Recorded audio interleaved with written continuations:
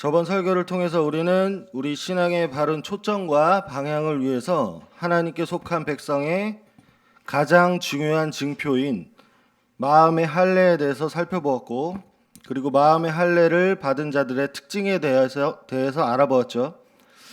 오늘은 이 마음의 할례에 대해서 다시 한번 짚어보고, 마음의 할례를 받은 자들에게서 나타나는 두 가지 특징에 이어서 마지막 세 번째 특징에 대해 말씀을 나누겠습니다. 여러분, 먼저 할례라는 것은 아브라함부터 행해지던 의식이었는데, 남자 성기 표피 끝 거친 살갗을 잘라버리는 것으로 이것은 하나님과 언약을 맺은 것에 대한 증표였습니다.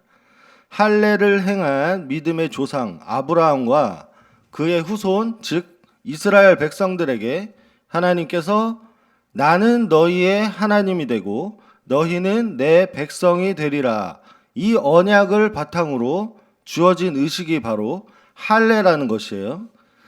그러나 바울은 이 육신의 할례를 행했다고 해서 다 주님께 속한 자들이었나? 그것은 아니었다 라고 말하고 본문 말씀에서 설명을 했습니다. 겉으로 유대인이라고 해서 다 같은 자가 아니라 표면적 유대인들이 있었고 이면적 유대인들이 있었다는 것입니다. 그래서 바울은 단순히 표면적인 육신의 할례를 받는 것보다 더 중요한 것은 그 이면에 하나님의 궁극적인 뜻이었던 바로 마음의 할례를 받는 것이 더 중요한 것이고, 그러한 마음으로 변화된 자들이 진정 하나님을 사랑하고 쫓았더라, 순종하며 살았다 말하면서 이러한 자들이 바로 이면적 유대인이고 진정 하나님께 속한 자들이었다, 이 얘기를 했던 것입니다. 여러분, 어렴풋이 기억나시죠?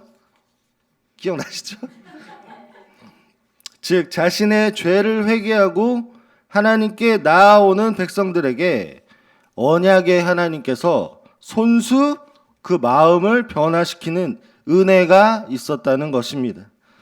이것은 마치 할례가 백성들의 육신의 거친 살갗을 베어냈던 것처럼 그것의 본질인 마음의 할례는 죄로 인해 그 굳어진 그 마음을 하나님이 제거하시더라.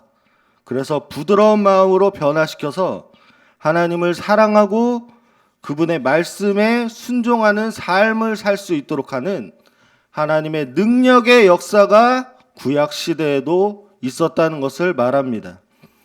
이것에 대해서 좀 더 설명을 드리면, 신약학자 홍인규 교수님은 로마서 어떻게 읽을 것인가라는 책에서 이렇게 말했습니다. 참된 유대인은 표면적 유대인이 아니라 이면적 유대인이다. 육신에만 할례를 받은 자가 아니라 성령으로 마음의 할례를 받은 자, 즉 성령으로 혁신적인 내적 변화를 경험한 자가 하나님의 진정한 백성인 것이다. 할례는 마음에 할지니 영에 있고 율법 조문에 있지 아니한 것이라. 이것은 결코 새로운 주장이 아니다. 마음의 할례는 이미 구약 성경에서 요구되고 또한 약속된 것이었다, 이렇게 설명합니다. 이해되시죠? 쉽게 말하면 언약 백성인 유대인들 중에서도 표면적 유대인이 진짜가 아니라 성령으로 마음이 변화된 이면적 유대인들이 진짜 신앙인들이었다, 이 말인 것입니다. 그래서 저번 시간에 표면적 유대인들과 이면적 유대인들은 서로 다른 특징들이 나타났다는 것을 살펴보았던 것이었어요. 그리고 이 말씀은 바울만 한 것이 아니라 우리 구주 예수님도 동일하게 말씀하신 것이었습니다. 예수님은 요한복음 8장에서 표면적 유대인들인 바리새인들에게 너희가 아브라함의 자손이었으면 아브라함이 행한 일들을 행하였을 것인데 오히려 진리를 전하는 나를 죽이려 하는도다 말씀하시면서 너희는 너희 아비 마귀의 욕심대로 살아가는 독사의 자식들이라 라고 말씀하셨습니다. 특히 너희가 진짜 아브라함의 자손이고 하나님의 진정한 백성이었으면 예수님을 사랑하였을 것인데 오히려 예수님을 죽이려 한다. 이렇게 말씀하셨죠. 이것이 바로 표면적 유대인들, 즉 외식적인 종교인들의 특징이었습니다. 반면에 예수님을 알아보고 주님을 사랑하고 따랐던 이면적 유대인들, 즉 예수님의 제자들, 아리마대 사람 요셉, 그리고 성령이 그 위에 임재하셔서 예수님이 갓난 아기였음에도 불구하고 메시아로 알아보고 찬양한 예루살렘의 시므온이란 사람까지 살펴보면서 표면적 유대인들과는 달랐던 이면적 유대인들의 모습을 알아보았습니다. 그래서 이러한 이면적 유대인들, 즉 마음의 할례를 받은 자들의 특징 두 가지를 바울이 말한 본문 말씀에서 살펴보았는데, 오늘은 이 두 가지 특징을 좀 더 깊이 살펴보고 그 다음에 세 번째 특징으로 넘어가 보도록 하겠습니다. 먼저 첫 번째 특징, 마음의 할례를 받은 자는 하나님을 사랑함으로써 삶의 원동력을 얻는 사람이다. 이 내용을 다시 되짚어보면 신명기 말씀을 통해 하나님이 인간의 마음에 할례를 베푸시는 이유는 먼저 그 이유는 바로 하나님께서 인간의 마음에 할례를 베푸셔서 하나님을 사랑하게 하심으로 궁극적으로 생명을 주시기 위함이었다는 것을 배웠습니다. 신명기 30장 6절 제가 읽겠습니다. 너의 하나님 여호와께서 너의 마음과 너의 자손의 마음에 할례를 베푸사 너로 마음을 다하며 뜻을 다하여 너의 하나님을 사랑하게 하사 너로 생명을 얻게 하실 것이며, 주님은 육적인 생명뿐만 아니라 그 이면에 사람의 영혼을 소생시키는 영적인 생명을 주셔서 하나님을 사랑하고 주님의 약속하신 축복의 땅에서 순종하며 살 수 있도록 하는 은혜가 바로 이 마음의 할례였다는 것입니다. 믿으십니까? 여기에서 우리가 깨달아야 할 것은 구약 시대에도 하나님이 이스라엘 백성들을 향해 진정으로 원하셨던 것은 할례라는 것을 단순히 종교적인 의식으로 여기는 것이 아니라 회개하고 언약의 하나님께 나아감으로써 이 마음의 할례를 통해 주님과의 살아있는 관계를 갖기 원하셨다는 것입니다. 바로 사랑을 통해 생명의 관계를 갖기 원하셨던 것이죠. 그래서 당시 이스라엘의 지도자 하나님의 사람 모세는 단순히 옛 언약의 율법과 할례만을 전한 것이 아니라 마음의 할례에 대해서 말했고 또한 하나님을 사랑하라라고 말한 것입니다.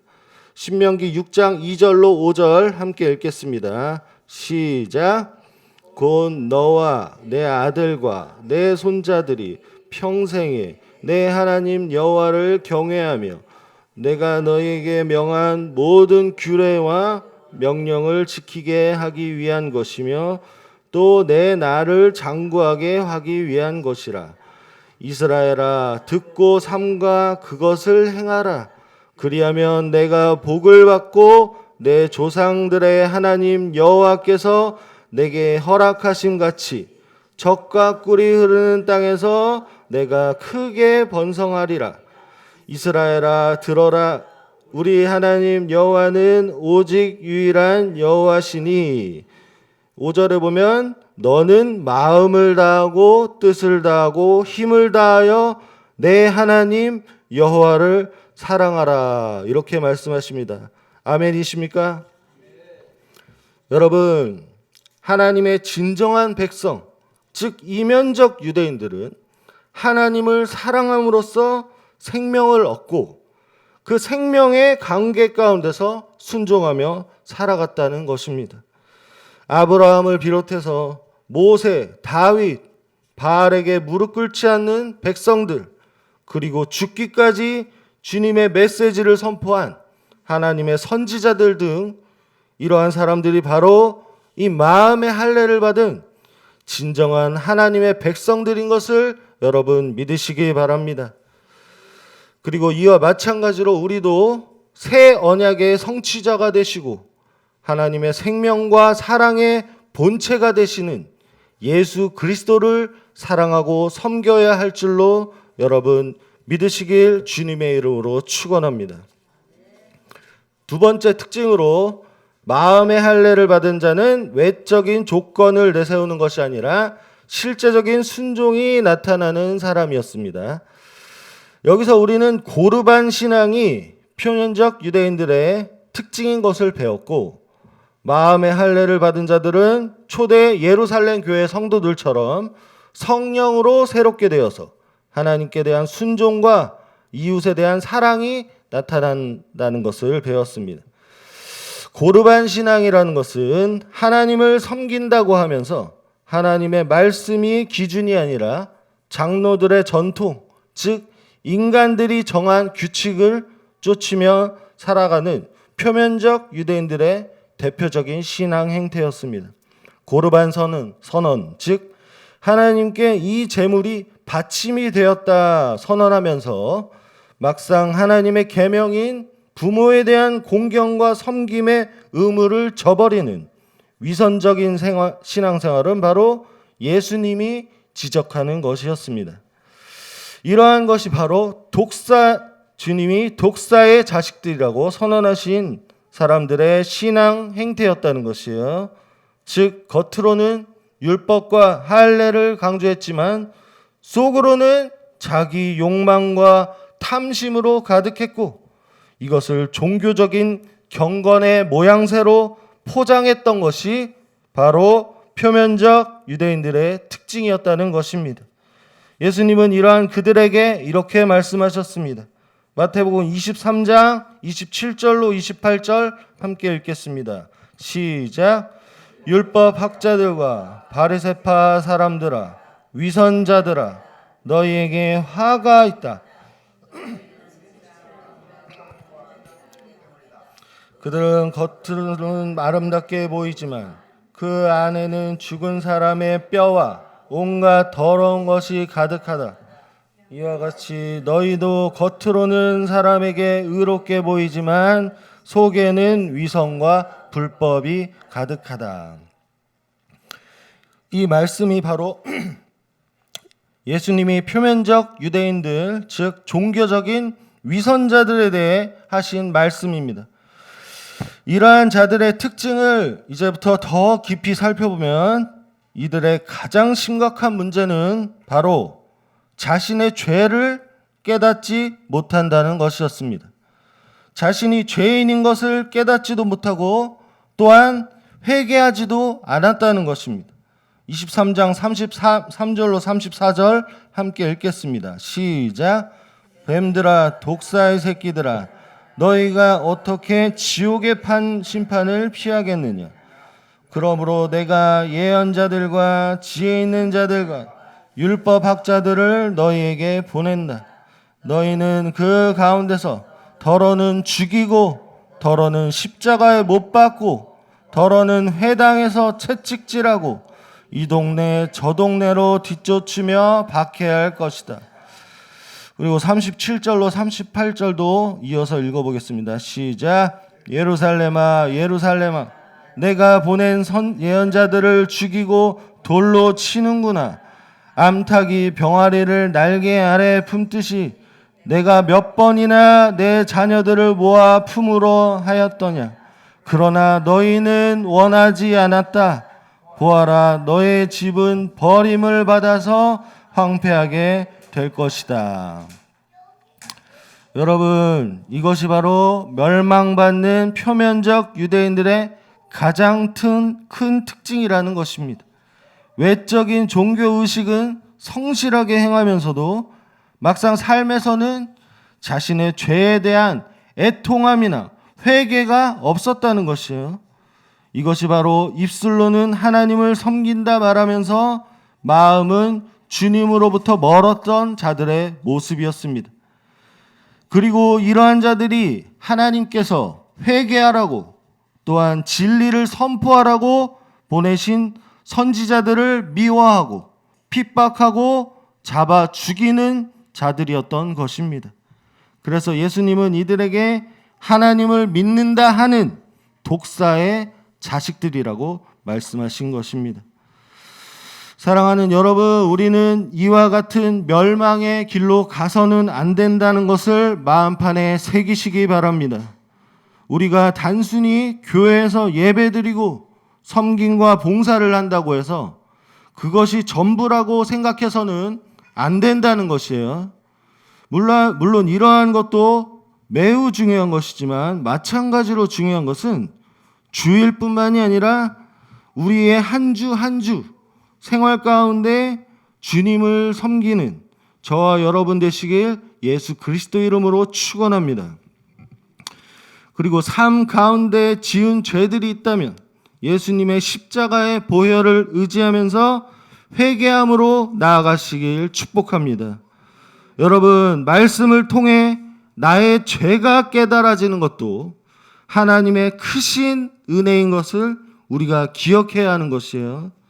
이런 깨달음이 임하는 자들에게 비로소 예수 그리스도가 참된 구원자가 되시는 것입니다. 믿으십니까? 또한 이러한 마음이 바로 하나님으로부터 거듭난 새 사람의 마음인 것입니다. 고린도전서 1장 29절로 31절 함께 읽겠습니다. 시작. 이는 아무 육체도 하나님 앞에서 자랑하지 못하게 하려 하심이라. 너희는 하나님으로부터 나서 그리스도 예수 안에 있고 예수는 하나님으로부터 나와서 우리에게 지혜와 의로움과 거룩함과 구원함이 되셨으니 기록된 바 자랑하는 자는 주 안에서 자랑하라 함과 같게 하려 함이라. 믿으십니까?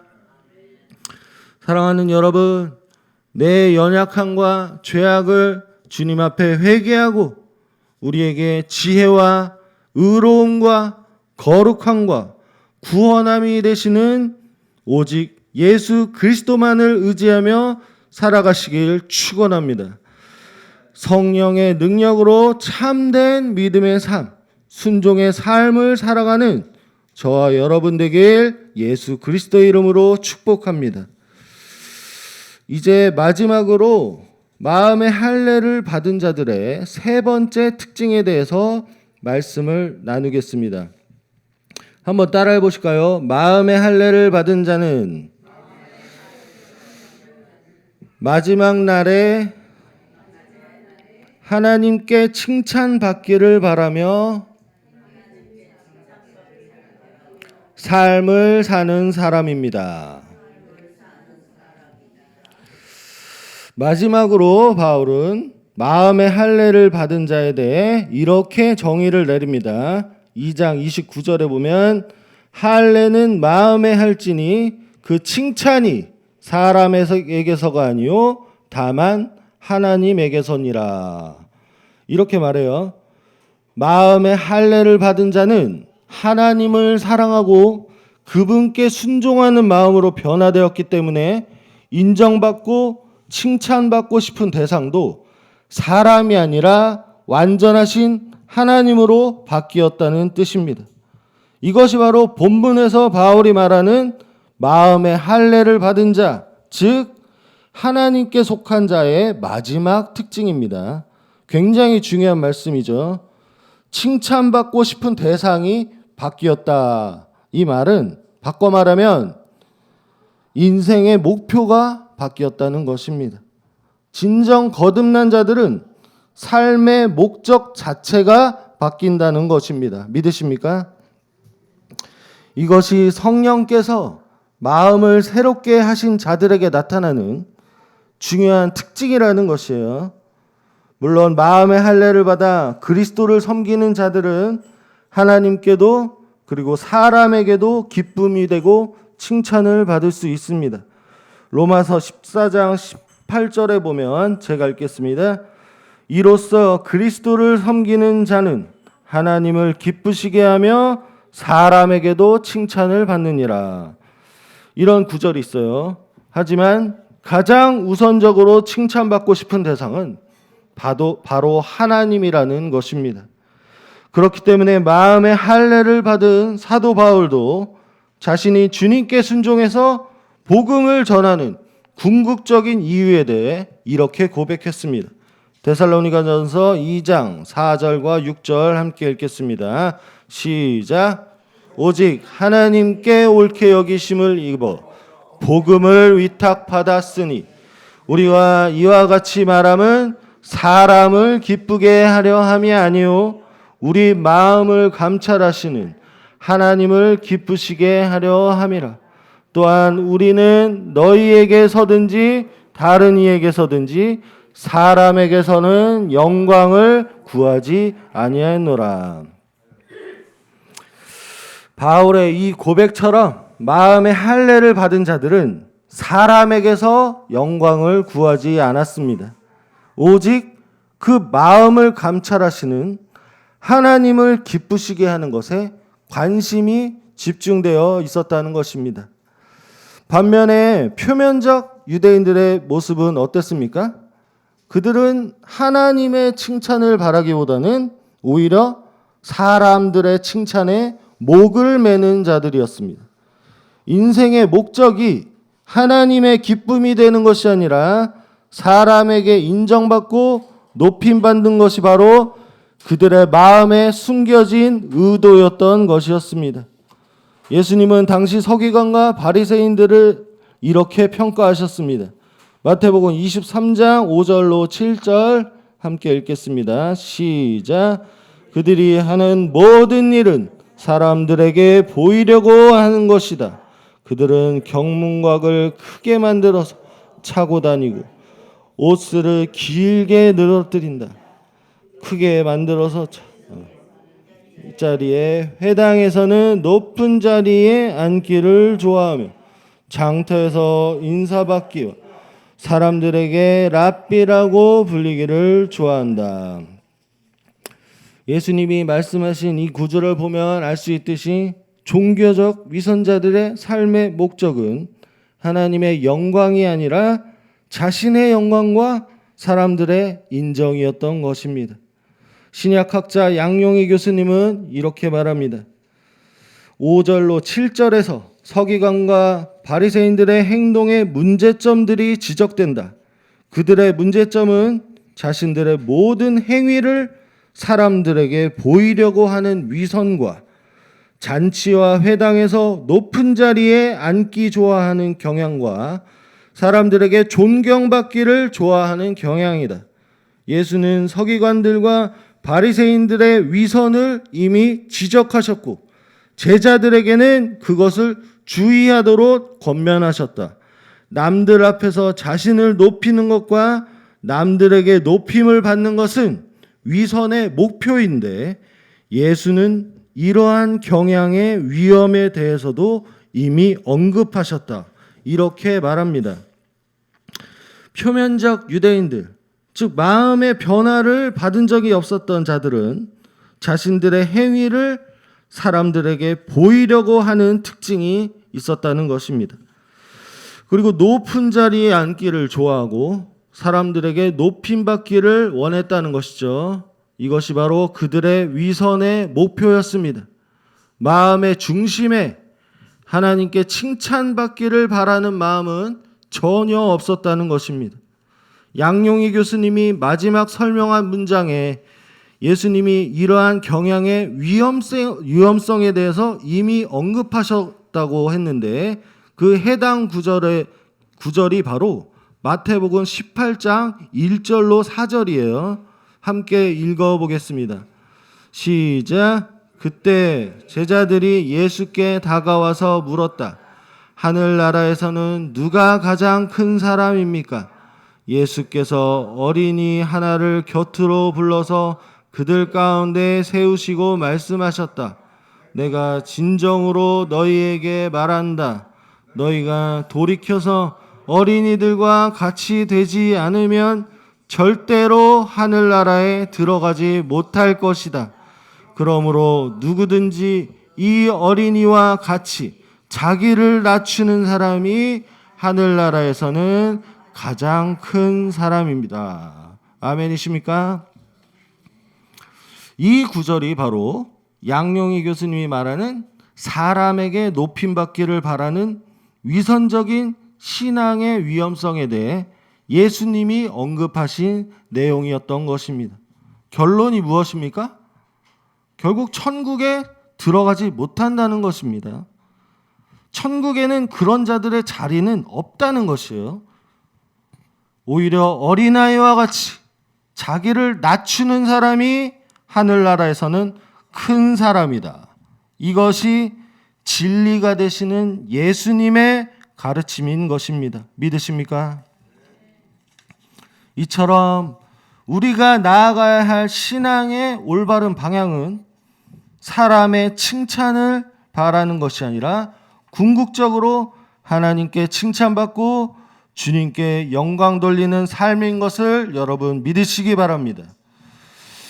바울을 비롯해서 예수님을 믿고 마음의 할례를 받은 초대교회 성도들은 자신의 영광이 아니라 오직 하나님의 영광을 바라고 즐거워하는 자들이었습니다. 로마서 5장 2절 제가 읽겠습니다. 또한 그로 말미암아 우리가 믿음으로 서 있는 이 은혜에 들어감을 얻었으며 하나님의 영광을 바라고 즐거워하느니라. 또한 예수님을 믿고 따르는 순종으로 인해 겪는 갖가지 핍박과 환난 중에서도 성령이 주시는 하나님의 사랑으로 인해 그들은 구원의 소망을 놓지 않았습니다. 로마서 5장 3절로 5절 제가 읽겠습니다. 다만 이뿐 아니라 우리가 환난 중에도 즐거워하나니 이는 환난은 인내를, 인내는 연단을, 연단은 소망을 이루는 줄 알미로다. 소망이 우리를 부끄럽게 하지 아니함은 우리에게 주신 성령으로 말미암아 하나님의 사랑이 우리 마음에 부은 바 됨이니. 이렇게 구원의 소망을 놓지 않도록 초대교회 성도들을 양육하고 핍박 가운데서도 복음을 전했던 바울은 마지막 날에 있을 주님의 심판에 대해 교회 성도들에게 이렇게 말했습니다. 고린도전서 4장 5절 함께 읽겠습니다. 시작. 그러므로 때가 이르기 전 곧 주께서 오시기까지 아무것도 판단하지 말라. 그가 어둠에 감추인 것들을 드러내시고 마음의 뜻을 나타내시리니 그때 각 사람에게 하나님으로부터 칭찬이 있으리라. 이게 굉장히 중요한 구절인데 이 구절에 대해 신학자 김세윤 교수는 이렇게 설명합니다. 잘 들어보시기 바랍니다. 주의 재림과 더불어 벌어질 최후의 심판 때 주 예수 그리스도는 인간들 눈에는 드러나지 않게 꼭꼭 감추어 놓은 비밀들과 마음속의 생각들과 그 동기들도 다 심판의 빛에 환하게 드러나게 하여 심판하실 것입니다. 그때 비로소 진정한 심판이 이루어지고 하나님께서 성실한 자들을 각각 칭찬하실 것입니다. 진정으로 중요한 것은 하나님의 심판이고 하나님의 칭찬입니다. 여기 5절에서 하나님의 칭찬만 언급하고 그의 벌은 언급하지 않는 데서 우리는 바울이 그리스도인들은 은혜로만 구원받음의 진리를 나타내고 있으며 또한 자신은 충실한 주의 종으로서 하나님의 칭찬을 의식하고 일했음을 암시하는 걸 깨달을 수 있습니다. 이렇게 말해요. 이처럼 성령으로 마음이 새롭게 된 바울과 초대교회 성도들은 핍박과 환난 가운데서도 하나님의 칭찬을 의식하면서 충성으로 주님을 섬긴 사람들이었다는 것입니다. 그리고 바울은 계속해서 이 세상에서 옳다 인정함을 받는 사람은 바로 하나님께 칭찬을 받는 사람이라고 말합니다. 고린도서 10장 18절 제가 읽겠습니다. 옳다 인정함을 받는 자는 자기를 칭찬하는 자가 아니요 오직 주께서 칭찬하시는 자니라. 여러분 믿으십니까? 이렇듯 마음의 할례를 받은 자는 하나님께 옳다 인정함을 받기를 원하는 사람입니다. 궁극적으로는 마지막 날에 하나님께 칭찬받기를 바라면서 삶을 살아가는 사람들인 것입니다. 이와 관련해서 여러분 배우 시네라 씨 아시죠? 차인표 부인 그분 아시죠? 저도 어릴 때 많이 봤는데 한 시대를 풍미했던 배우였는데 이분이 크리스찬이더라고요. 근데 신앙 간증을 하는 영상을 제가 본 적이 있는데 거기서 이 배우분이 이렇게 말씀하셨습니다. 잘 들어보시기 바랍니다. 하나님과 우리는요 반드시 독대하는 그날이 옵니다. 우리는 순서가 다 정해져서 세상에 이렇게 왔잖아요. 그래서 우리는 각각의 나이를 갖고 있잖아요. 하지만 갈 때는 누가 먼저 갈지 사실 모르잖아요. 저는 항상 마지막을 좀 생각해요. 내가 오늘 밤이라도 하나님께 갈 수 있겠다라고 생각을 하거든요. 그 날을 생각하고 사는 사람들과 그렇지 않고 이 땅에서 꼭 영원히 살 것처럼 사는 사람들과는 좀 뭔가 삶이 좀 다른 것 같아요. 그날은 반드시 와요. 언제가 될지 모르지만. 근데 그때 하나님 앞에서 결산하시려고 하실 텐데 우린 무슨 말을 할 수 있을까요? 하나님께 착하고 충성된 종아라는 말씀을 들으시겠어요? 아니면 이 악하고 게으른 종아라는 말씀을 들으시겠어요? 여러분 깨어 있으셔야 합니다. 이렇게 말씀을 하시더라고요. 말씀을 들으면서 이분은 믿음의 방향이 참 올바르시구나. 목적이 분명하구나. 이런 생각을 했었습니다. 사랑하는 여러분, 시네라 씨가 간증해서 말했듯이 사람은 반드시 하나님과 독대하는 그 날이 올 텐데 자기 주변 사람들을 보니까 그 날을 생각하고 사는 사람들과 이 땅에서 영원히 살 것처럼 사는 사람들의 삶은 뭔가 다르더라. 뭔가 살아가는 방식이 다르더라라는 것이에요. 이 말처럼 이들의 삶이 다른 궁극적인 이유가 무엇일까요? 바로 하나님께 결산받는 그 마지막 날에 하나님께 착하고 충성된 종아라고 칭찬받기를 바라며 사는 그런 사람들이 있다는 것입니다. 그래서 깨어서 살아가는 사람들이 있다는 것이에요. 이런 사람들이 바로 오늘 본문에서 말하는 마음의 할례를 받은 자, 성령으로 거듭난 자들의 중요한 특징이라는 것입니다. 믿으십니까? 여러분의 삶의 목표는 무엇입니까? 사람들의 인정입니까? 돈이나 야망입니까? 아니면 단순히 자기 자신의 행복입니까? 우리도 마음의 할례를 받은 바울처럼 마지막 날에 하나님께 칭찬받기를 바라며 사는 자가 되어야 하겠습니다. 핍박 중에서도 소망을 잃지 않고 예수님을 배신하지 않았던 초대교회 성도들처럼 그 무엇보다 하나님께 인정받기를 바라는 사람이 되어야 할 것입니다. 그리하여 마지막 심판날에 주님께 잘하였도다 충성된 종아 사랑하는 내 자녀야 라고 인정받는 인생 되길 원합니다. 주님 앞에서 우리 마음을 겸손과 사랑으로 지키고 마음이 변질되지 않도록 늘 자기 자신을 말씀 앞에 비춰보고 점검해서 이 소망 잃지 않고 살아가는 저와 여러분 되시길 예수 그리스도의 이름으로 축복합니다. 이제 결론을 맺겠습니다. 우리는 오늘 본문 말씀을 통해 마음의 할례를 받은 자의 정체성에 대해서 알아보았습니다. 마음의 할례를 받은 사람은 하나님과 사랑의 관계를 통해 받는 생명력으로 삶을 살아가는 사람이고, 두 번째로 외적인 조건을 내세우는 것이 아니라 실제적인 순종의 삶이 나타나는 사람입니다. 마지막으로 사람들의 인정이 아니라 마지막 날에 하나님께 인정받고 칭찬받기를 바라며 사는 사람입니다. 갈라디아서 6장 15절에서 바울은 중요한 말을 합니다. 할례나 무할례가 아무것도 아니로되 오직 새로 지으심을 받은 것만이 중요하니라. 이렇게 말해요. 여러분, 이러한 특징이 바로 성령으로 마음이 새롭게 된 참 할례자인 것을 믿으시기 바랍니다.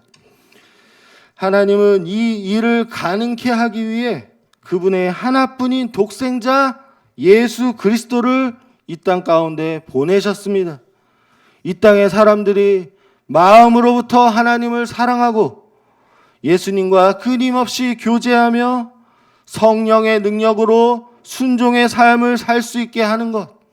그래서 마지막 날 하나님께 인정받고 칭찬받고 영원한 천국에 들어가는 인생들이 되게 하는 것.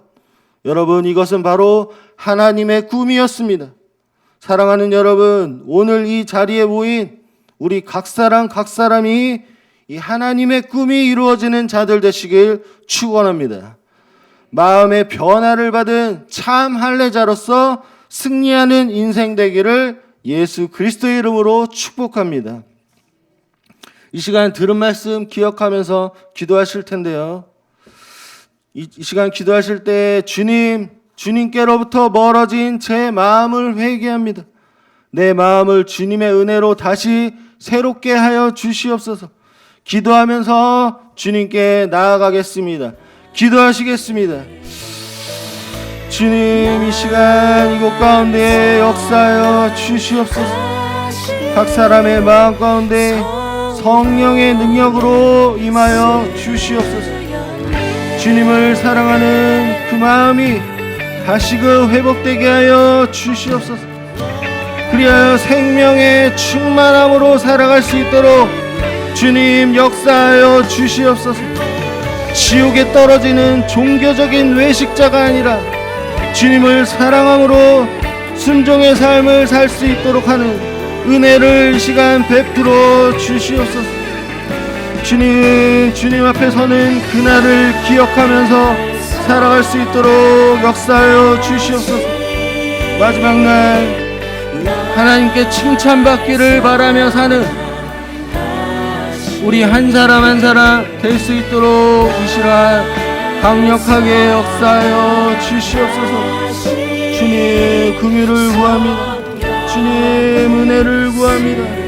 우리를 불쌍히 여기시고 주님 우리를 이끌어 주시고 아버지의 생명의 길로 주님과 동행하며 살아갈 수 있는 주님의 참된 백성으로 살아갈 수 있도록 역사하여 주시옵소서. 하나님, 우리의 마음 가운데 역사하여 주시어서 성령의 능력을 베풀어 주시옵소서. 주님을 사랑하는 그 마음 다시금 회복될 수 있도록 역사하여 주시옵소서. 주님의 생명의 충만함으로 살아갈 수 있도록 함께하여 주시옵소서. 종교적인 외식자가 아니라 주님을 사랑함으로 순종의 삶을 살 수 있도록 우리에게 은혜 베풀어 주시옵소서. 또한 주님 앞에서는 그날을 기억하면서 살아갈 수 있도록 역사하여 주시옵소서.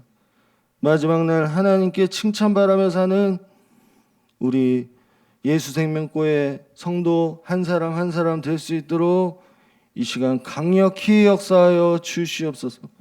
이 모든 말씀 예수 그리스도의 이름으로 기도드립니다. 아멘.